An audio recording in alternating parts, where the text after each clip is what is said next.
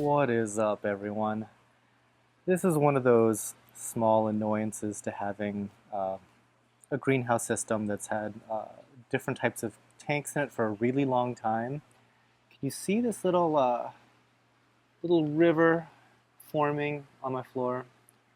That is coming from this Rubbermaid system here. And this is a 300-gallon Rubbermaid tank. Tough to say where the leak is originating, but needless to say, it is not holding water perfectly. The joys of aquaculture. Luckily, we are in a greenhouse, so it's not like this is just ruining my floors or anything like that.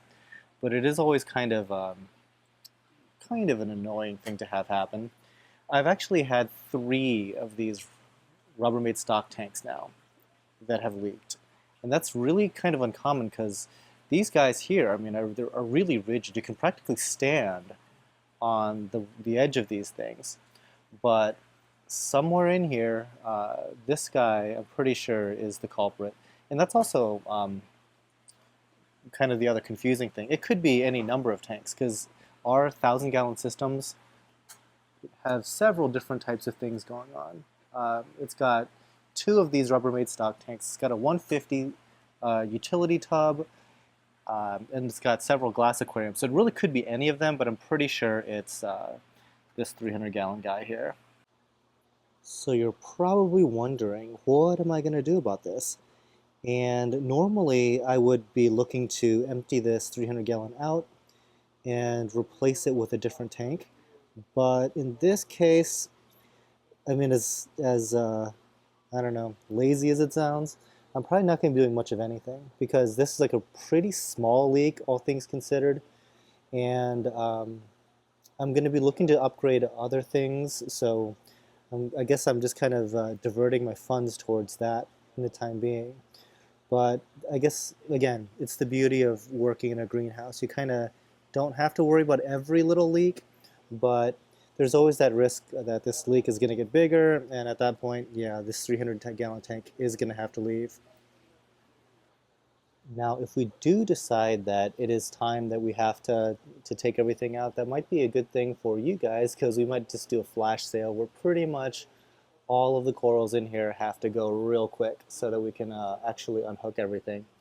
Um, Most everything in here is zoanthids, it looks like. There's a couple chalices, but just about everything is zoas. The unfun part of it, it's going to be removing the substrate that we put in here.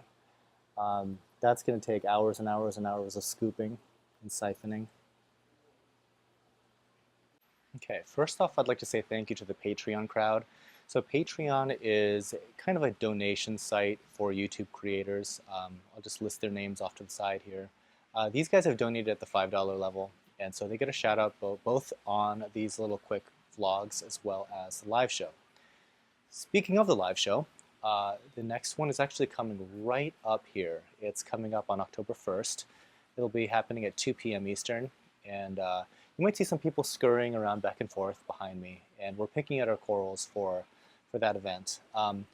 One cool thing is that there's going to be a lot of acans. Typically, we don't do a lot with acans because they kind of don't like the summertime here. I think it's like too bright and like the photo period is entirely too long for them. So they kind of struggle through the summer months.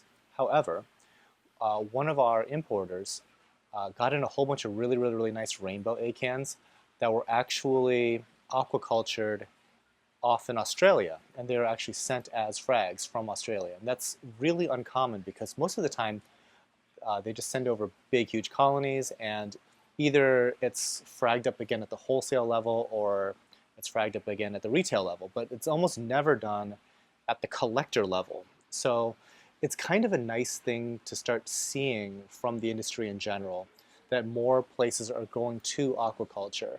And there's a lot of really good reasons for that. So a really big reason that you should care whether something has gone through this process of aquaculture is that the corals just simply do a lot better. There's a huge difference between something that's been just taken from the wild recently and a coral that has been propagated for at least 1 or 2 generations in captivity. Huge difference in how likely that coral is to survive. I think that aquaculture in general is a gigantic topic, so and it's probably not something that can be covered very easily just on a quick vlog. So in the comments, just let me know if you want me to do a much deeper dive into the topic of aquaculture, because I think it's pretty interesting, but I want to know if that's something that you guys are curious about as well. All right, that pretty much does it from here. Hopefully I see you guys on Saturday. Take care.